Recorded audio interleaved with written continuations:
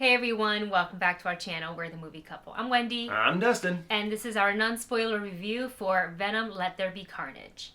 So yes, Venom is back for another round, but this time directed by Andy Serkis, and we're adding Woody Harrelson and Naomi Harris to the cast, playing Cletus Kasady and Shriek, or Francis Barrison, respectively. And you probably have seen our trailer reaction for Venom Let There Be Carnage.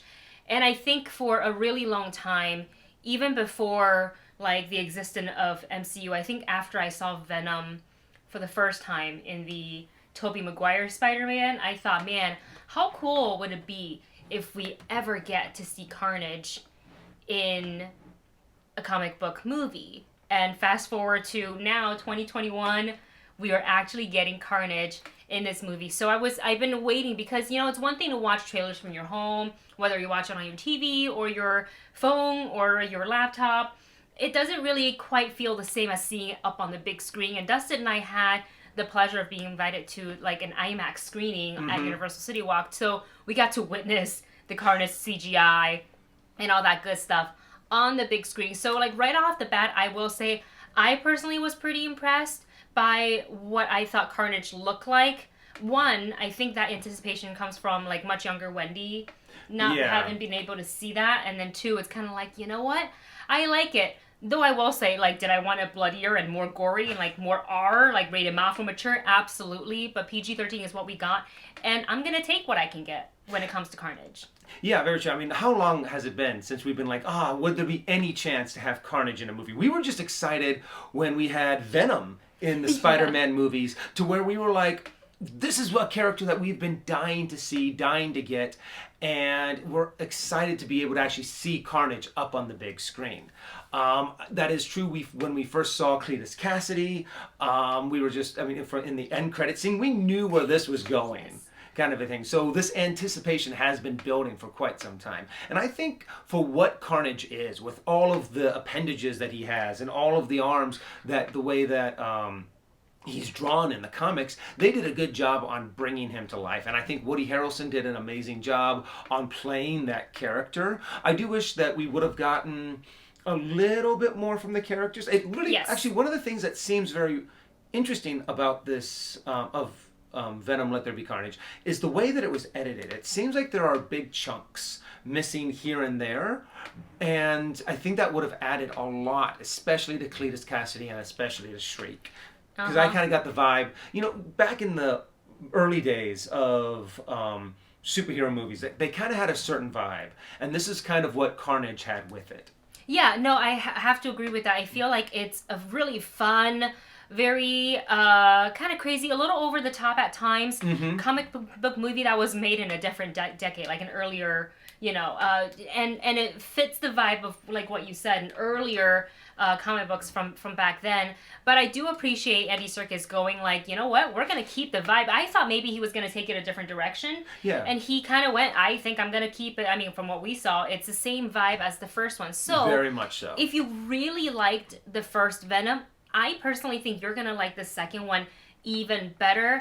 I do agree with Dustin about it feels it's over edited. This film, the second one, is actually a little bit shorter. I think it's just like around that 90-minute mark. So it's actually shorter than its predecessor. And I felt like when you add new characters that literally has never been introduced in this franchise now before, you should give them a little bit more time. And did Cletus and Francis or Shriek get a little bit of intro, a little backstory in the beginning? Yes, but it was really, really quick, and I felt like there, like you said, there were a lot more missing pieces that I could have felt like would have given more spotlight on both of these characters to better define their relationship, their personal motivations, and even interactions with other characters like Eddie Brock. So I wish we had more time to see some of that, but they moved pretty quickly because they only had 90 minutes. So it was like, Act 1, establish who those two new characters are, establish Venom and Eddie Brock, continue to honestly, that's kind part of of try my to coexist. my favorite part of this movie is the dynamic between Eddie Brock and Venom. They really do kind of have like an odd couple relationship. Yes. To where it is very funny, it is over the top, but they love each other kind of a thing. Yeah. And where they're actually need best, each other. they need each other, and they're actually best friends, and they balance each other out. A little bit on the cheesy side, but I thought it was fun, and I very much from the first Venom. A lot of that kind of humor, but amplified a little bit more. Yeah, especially now that the both of them are a little bit more comfortable in their skin. Literally, no pun intended. I actually, that was, like you said, like my favorite part, aside from seeing Carnage when he takes his, like, when finally, you know, he comes out of Cletus, in a sense, when he finally showed himself. Aside from that, because I think that segment was actually my favorite, but I do really love seeing that interaction between Venom and Eddie Brock. And then, of course, like, any of the scenes with Mrs. Chen, she's back in this film. No, you cannot eat Mrs. Chen. What? Michelle Williams is also back as Anne for this one, and I felt like she also felt more comfortable in this role. Like, she was like, yes, this is the kind of movie I signed up for. Now I know what this movie is about, and she kind of really went for it in all of her scenes, and I loved her so much more in this one.